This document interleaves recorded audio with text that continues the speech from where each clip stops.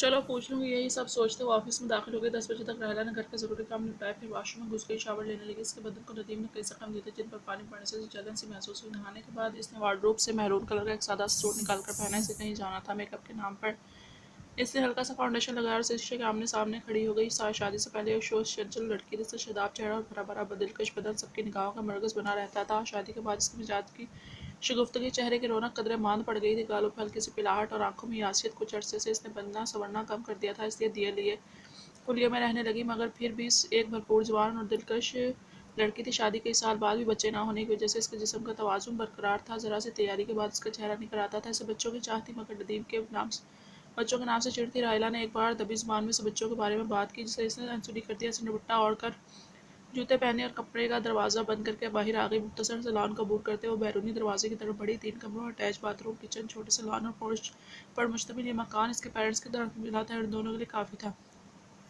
सब्ज़ रंग का खूबसूरत सा आइनी दरवाज़ा खोल कर वो बाहर आई और लाख के दुपट्टा संभालती कुशादा गली में एक तरफ चल पड़ी। कुछ ही दूर जाकर एक मकान के सामने रुक गई और आहिस्तगी से अपनी उंगली कॉल बेल के बटन पर रखी। अंदर कहीं घंटी बजी और इसने उंगली कुछ देर दबाई रखी। चंद लम्हों बाद कदमों की चप दरवाजे की तरफ बढ़ती हुई सुनाई दी। दरवाज़ा हल्की सी आहट से खुला। राहिला ने ओढ़नी को ठीक करते हुए देखा। उलझे हुए हुलिये वाले 24-25 साल के एक लड़के की झलक दिखाई थी। इसने राहिला को गौर देखा और उसकी आंखों में शनासाई की हल्की सी चमक थी। अमीना खाला हैं घर पर? राहिला ने इसके खुले गिरेबान को नज़रअंदाज करते हुए पूछा। जी हाँ, इस बात में सर हिलाया। कहाँ है? मुझे इनसे कुछ काम है, आप अंदर आ जाए, इसने कहा और एक तरफ हो गया। वो झिझकती हुई अंदर आ गई। कहाँ है खाला? इससे इधर उधर निगाहें डुराते हुए पूछा। अंदर है, रूम में, आप वहीं चली जाएं। इसके बिल्कुल पीछे आ रहा था। वो अंदर की जानिब बढ़ी। ये मकान भी इनके घर से मिलता जुलता था। इस सोसाइटी के तमाम मकानात को तकरीबन एक ही अंदाज में तामीर किया गया था। अंदर एक अधेड़ उम्र खातून सोफे पर बैठी हुई किताब पढ़ रही थी। वो रिटायर्ड प्रोफेसर थी और हर वक्त कुछ न कुछ पढ़ती रहती थी। इसे देखकर वो बेख्तियार मुस्कुराई और उठकर गर्मजोशी से इसे गले लगाया और गाल चूमे। बेटा तुम यहाँ आओ, बैठो। वो उससे सोफे पर बिठाते हुए बोली। राहिला सिमट कर इनके करीब बैठ गई। कैसी हो? मैं ठीक हूँ खाला, बस जी रही हूँ। वो सपाट से लहजे में बोली। आपसे एक काम का बोला था, राहिला ने पहलू बदलते हुए कहा। इनके चेहरे का रंग कदरे तब्दील हुआ। बोले ना खाला, मेरा काम किया है आपने? इसने इनके कंधे पर हाथ रखते हुए बेचैनी से दरियाफ्त किया था। नहीं राहिला, उन्होंने ठहरे हुए अंदाज में कहा। तुम खुद को संभालो, नशा आमेज चीज़ें और अद्वियात तुम्हें नुकसान पहुँचाएंगी। इनके लहजे में शफकत थी। राहिला ने होंठ पीछे इन्हें देखती रही। नदीम का रवैया नाकाबिले बर्दाश्त होता जा रहा था, जिसकी वजह से वो एहसासी दबाव और डिप्रेशन का शिकार हो गई थी। कुछ दिन पहले जब अमीना खाला इनके घर आई तो राहिला ने इनसे अपने दुख सुख बांट लिया। तब उन्होंने इसे एक दवा ला के दी, जिसकी एक खुराक लेने के बाद राहिला ने बेहतर महसूस किया। वो दिन भर सोती रही और रात में भी इसकी आवाज़ पर वो पुरलुत्फ़ धुंध सी छाई रही। ये नशा आवर दवा का ज़रूर था। वो सब कुछ भुलाई रही। तभी इसने इन्हें कहा था कि वो उसे मज़ीद दवा दे। हाँ, वो चीज़ें ना इस्तेमाल करो बेटा, तुम्हें लत पड़ जाएगी। अमीना खाला ने कहा। पर जाने दे खाला, क्या फ़र्क पड़ता है? वो तल्ख़ी से बोली थी। मैंने कुछ किताबें मंगवाई थी जो मैं तुम्हें देना चाहती हूँ।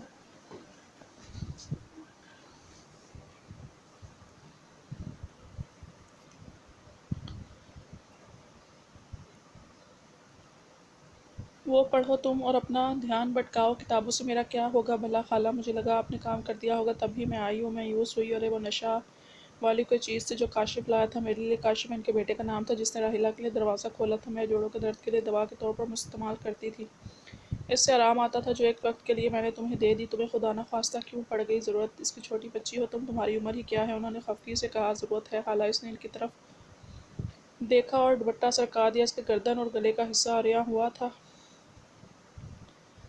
खाला ने इसे देखा और इनके चेहरे पर तासुफ उभर आया था। यकीनन उन्होंने इसके जिस्म के ज़ाहिरी हिस्सों पे नोचे जाने के निशान देख लिए थे। इसका बदन ऐसे निशानों से अटा हुआ था।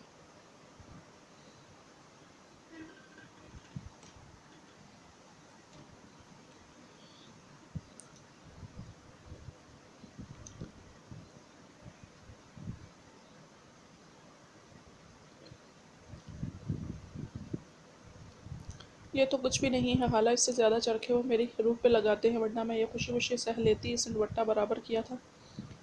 मैं समझ रही हूँ राहिला, मगर तुम अपने हालात से फ़रार हासिल करने की कोशिश कर रही हो, जो बुज़दिल है। वो इसका हाथ अपने हाथों में लेते हुए बोली। देखो तुम्हारा उलिया कैसा हो रहा है। तुम अपनी इतनी प्यारी हो, ज़रा बन ठन के रहो। नए लिबास में खूब तैयार होकर अपने मर्द को अपनी तरफ राग़िब करो। ऐसे कैसे तुम्हारे सामने सब हेज लगे। इसके दिल में अपनी मोहब्बत जगाओ। वो खामोशी से सुनेगी। तुम तो प्यार करती हो ना इससे? इसने आंखों में उदासी लिए हुए इस बात में सर हिलाया। तब वो भी तुम्हारे रवैये से मुतासिर होकर तुम्हें प्यार करने लगेगा। अच्छा खाला, वो फीके से अंदाज में मुस्कुराई। हाँ बेटा, मुझे यकीन है। انہوں نے اس کا ہاتھ دبایا اور اس کی آنکھوں میں امید کی جوت جاگی تھی۔ ہاں کچھ کتابیں ہیں، وہ بھی تم پڑھو، کاشف سے منگوائی تھی میں نے تمہارے لیے۔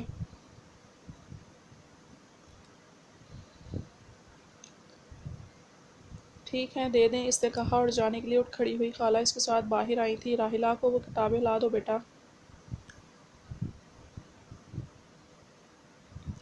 انہوں نے کاشف کو مخاطب کیا جو کمرے کے باہر کرسی ڈالے بیٹھا تھا۔ وہ اٹھا اور ایک کمرے میں غائب ہو گیا۔ راحلہ دھیمے قدموں سے دروازے کی طرف بڑھی۔ وہ کتابیں لیے اس کی طرف آیا۔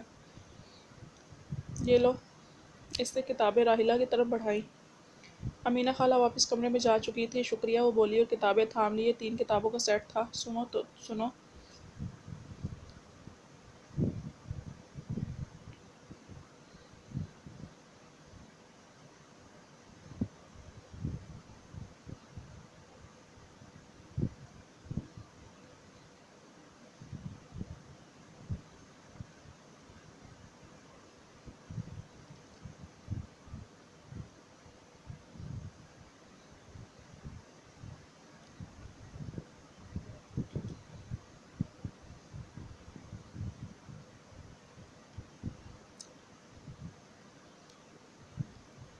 تمہیں ڈرگ چاہیے نا؟ اس کی طرف ذرا جھک کر بولا، رازدارانہ انداز بولا تھا۔ راحلہ چونک پڑی، شاید وہ کمرے سے باہر بیٹھ کر ان کی باتیں سنتا رہا تھا۔ اگر تم چاہو تو میں لا کے دے سکتا ہوں۔ راحلہ نے اسے بغور دیکھا۔ اس کے گریبان کے کئی بٹن کھلے ہوئے تھے جن سے اس کا بالوں سے بھرا سینہ عیاں ہو رہا تھا۔ اس کے ہونٹوں پہ ہلکی سی مسکراہٹ تھی۔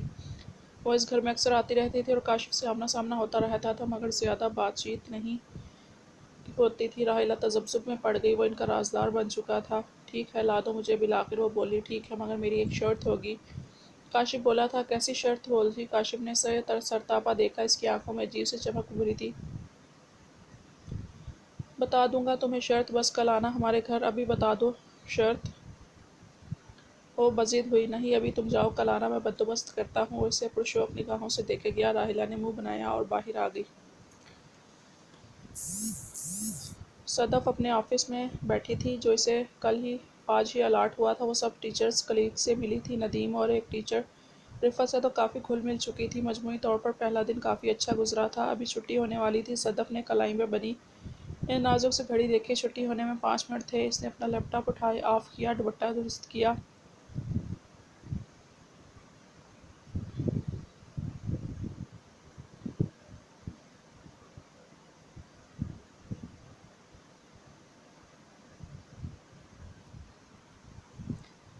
اور بیگ کندھے پر لٹکا کے باہر کی طرف بڑھی تھی۔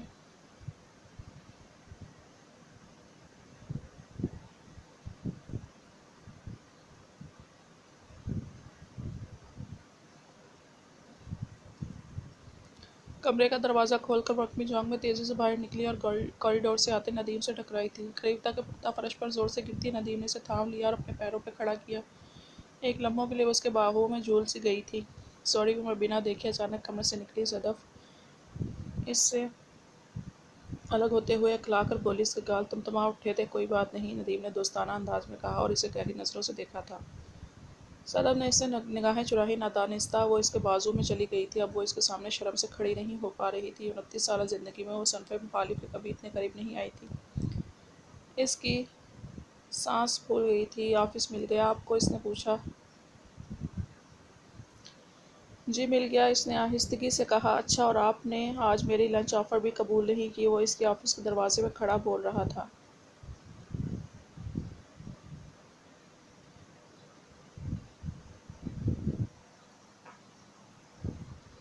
سب سے ملتی رہی اور آفس کو سیٹنگ کرتی رہی، موقع ہی نہیں ملا۔ خیر کوئی بات نہیں، کل آپ کو سب ہی ٹیچرز ویلکم پارٹی دیں گے، اس نے کہا تو صدف نے اس بات میں سر ہلایا تھا اور نگاہیں اٹھا کے اسے دیکھا۔ وہ اسے ہی دیکھ رہا تھا۔ اس نے پلکیں جھکائیں۔ وہ رفعت کے کمرے میں چلی گئی۔ اس دن وہ گھر میں امی کے ساتھ کام نپٹا کر کمرے میں آئی اور سونے کے لیے لیٹی تو اسے ندیم سے ٹکرانا پھر یاد آیا۔ اس کی ریڑھ کی ہڈی میں سنسنی سی جاگی۔ وہ کسی مرد کے کبھی قریب نہیں گئی تھی۔ اپنی تعلیم اور فیملی کو ترجیح دیتے ہوئے کئی رشتے ٹھکرا چکی تھی اور ندیم شادی شدہ تھا، یہ اسے پتہ چل چکا تھا اور وہ اس کے بارے میں سوچ رہی تھی، کیا شادی شدہ مرد بھی پسند آ سکتا ہے؟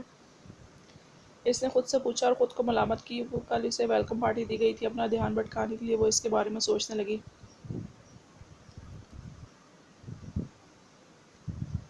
شام ہونے کو تھی۔ راحلہ لاؤنج میں صوفے پہ بیٹھی ہوئی تھی۔ اس نے امینہ خالہ کی باتوں کا گہرا اثر لیا تھا۔ اور نکسک سے تیار ہوئی شفون کی ایک عمدہ زرد رنگ کی ساڑی پہنے ہوئے اپنی کافی محنت سے کیا گیا میک اپ تھا، بال اس نے سلیقے سے کچھ پر پھیلا رکھے تھے، وہ کچھ سال پہلے کی راحیلہ لگ رہی تھی۔ ساڑی نے اس کی قیمت خیز بدن کو نمایاں کر دیا تھا۔ بلاؤز کا گلا کچھ حد تک گہرا تھا جسے اس نے پلو سے ڈھانپ رکھا تھا، مگر جس کے لیے تیاری کی تھی وہ ابھی تک گھر نہیں آیا تھا۔ اس نے بے چینی سے دروازے کی طرف دیکھا اور تپائی پہ رکھا فون اٹھا لیا۔ ندیم کا نمبر ڈائل کرکے اس نے فون کان کے پاس رکھا، بیل جاتی رہی لیکن کال ریسیو نہیں کی گئی تھی۔ وہ مایوس ہوئی لیکن کال پھر سے ملا دی۔ اس بار آگے سے کال کاٹی گئی تھی۔ وہ پھیکے سے انداز میں مسکرا دی۔ مصروف ہوں گے شاید، اس نے خود کو دلاسا دیا، لیکن ندیم رات گئے تک گھر نہ آیا اور نہ ہی کوئی رابطہ کیا۔ ڈنر کے نام پر راحیلہ نے دولک میں زہر مار کیا اور کپڑے بدل کر سلیپنگ گاؤن پہنا، منہ دھویا، محنت سے کیا گیا میک اپ واش بیسن میں بہا کر وہ عارضدہ سے سونے کے لیے لیٹ گئی۔ یہ سب اس کے برداشت سے باہر تھا اور کل کاشف سے ملنے کا ارادہ کر چکی تھی جس نے کسی شرط کا ذکر کیا تھا۔ پیسے ہی مانگے گا، دے دوں گی، اس نے سوچا۔ اسے اندازہ نہیں تھا کہ شرط کیا ہو سکتی ہے۔